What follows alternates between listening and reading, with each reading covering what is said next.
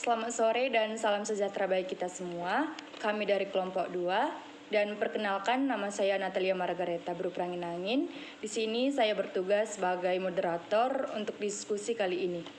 Adapun anggota saya yang pertama itu ada Vinisha Bako, Stevi Sabatini, Angga Sirait, dan Irfan Aditya Harahap. Baik, langsung saja kita masuk ke sesi yang pertama, yaitu tentang pengertian firma. Firma dapat diartikan sebagai sebuah perserikatan dagang antara beberapa perusahaan. Secara umum, firma sendiri biasa disebut sebuah bentuk persekutuan antara dua perusahaan atau lebih untuk menjalankan usaha dengan memakai nama bersama. Dalam pembagian kepemilikan, sebuah firma dimiliki oleh beberapa orang atau perusahaan yang bersekutu. Dengan ketentuan masing-masing anggota, persekutuan menyerahkan kekayaan pribadi sesuai yang tercantum dalam akta pendirian perusahaan.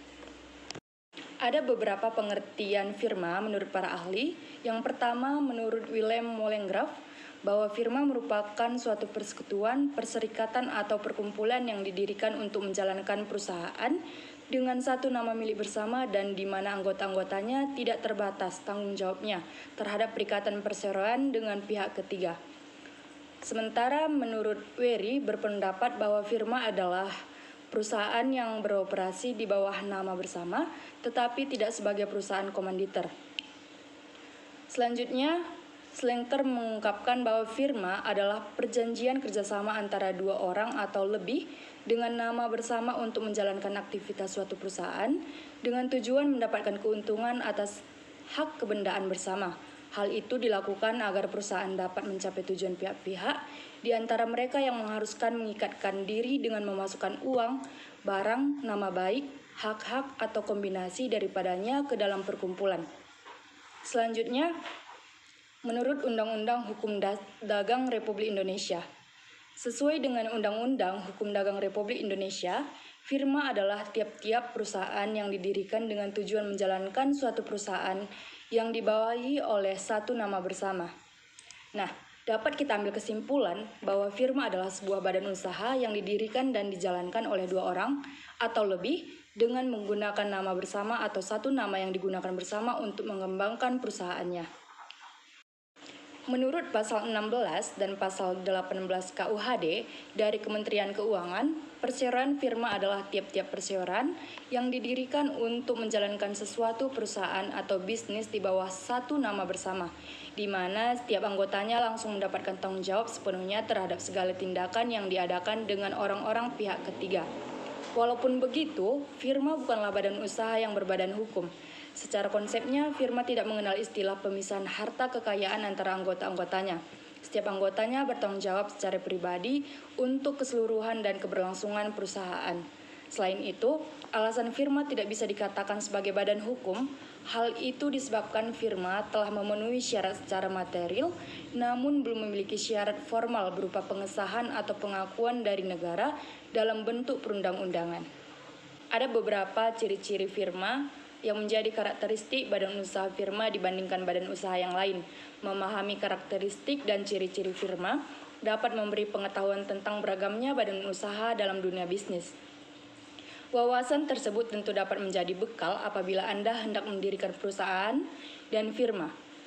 Berikut ciri-ciri firma. Yang pertama, anggota firma umumnya sudah saling mengenal dan saling akrab, sehingga sudah saling mempercayai.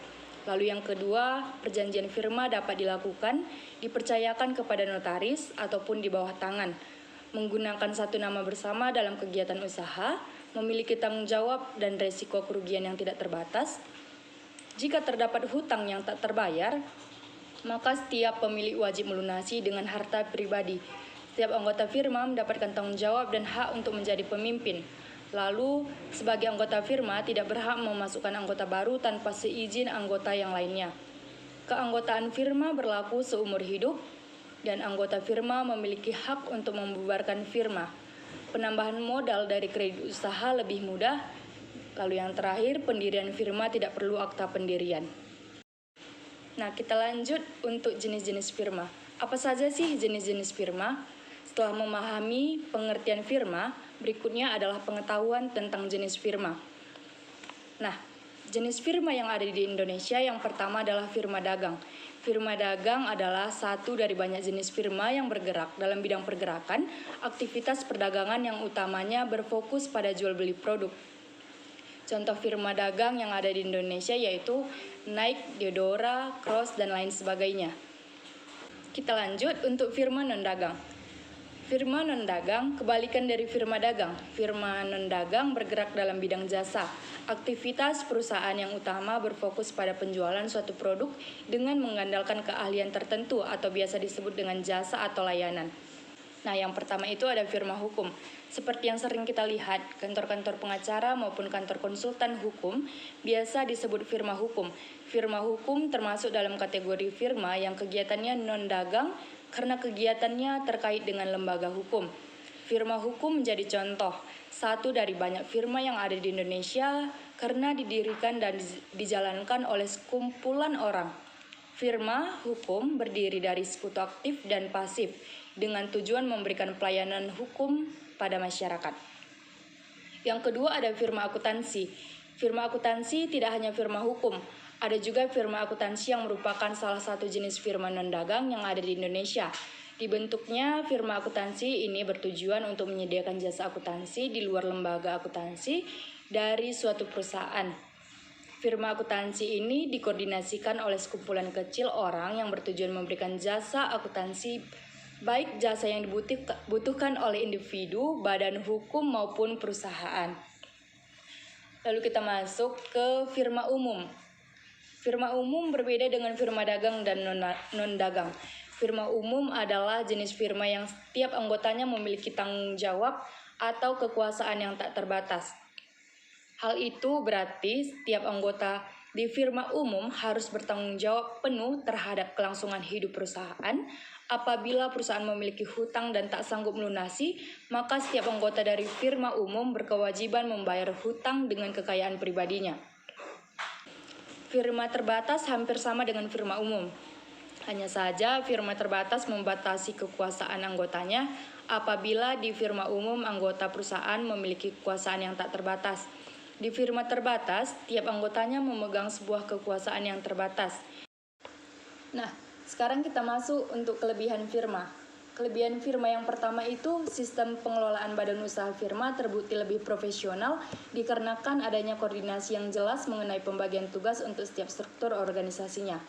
Lalu yang kedua itu modal awal untuk membangun firma terhitung besar dikarenakan sumber dana berasal dari hasil kerjasama setiap anggota yang tergabung dalam firma.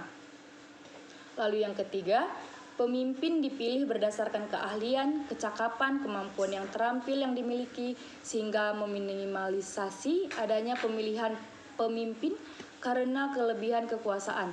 Selain itu, ada banyak firma yang memiliki lebih dari satu pemimpin pada badan usaha firmanya.